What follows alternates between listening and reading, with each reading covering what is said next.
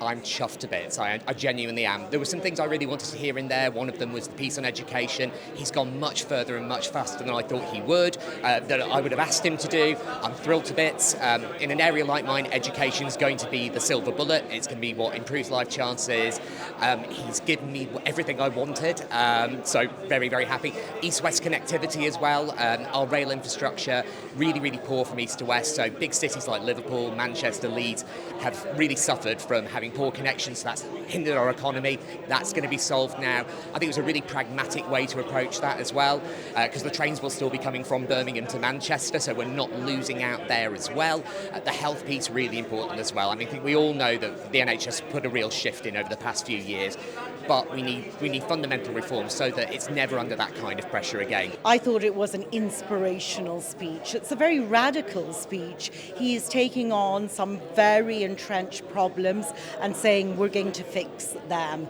And he's not afraid to make these decisions. So if you look at education, this is going to transform education. You know, people are going to go from 3 A-level subjects to 5. Technical education is going to be put on a par with academic qualifications. So it's very radical.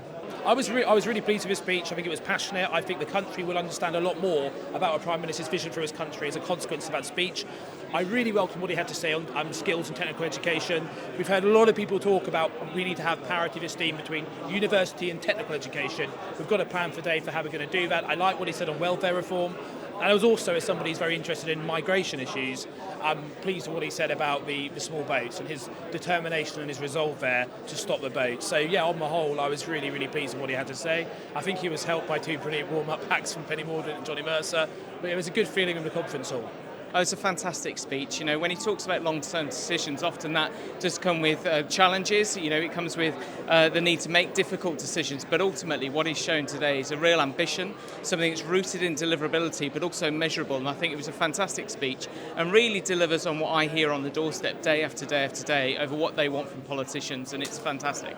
I thought it was a fantastic speech. It, really shows the ambition that we have for our country, and I think there's some fantastic things in there, particularly around HS2, which I'm absolutely delighted with the decision he's made, because that money will now be invested in schemes that will make a huge difference in the Midlands and the North, actually levelling up opportunities across those regions.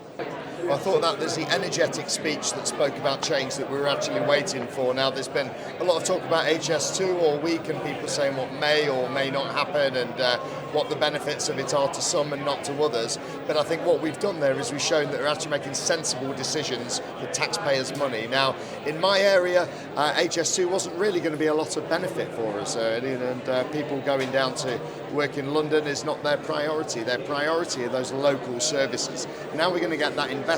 We're going to have railway lines that we've wanted to develop for years, electrifications that we've been after, and things that people have actually been asking for. So for me, it's the right decision. It's a brave decision, and I think you'll hear a lot of people are going to be very happy with it.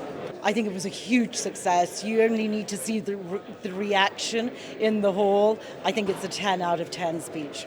Absolutely success, 11.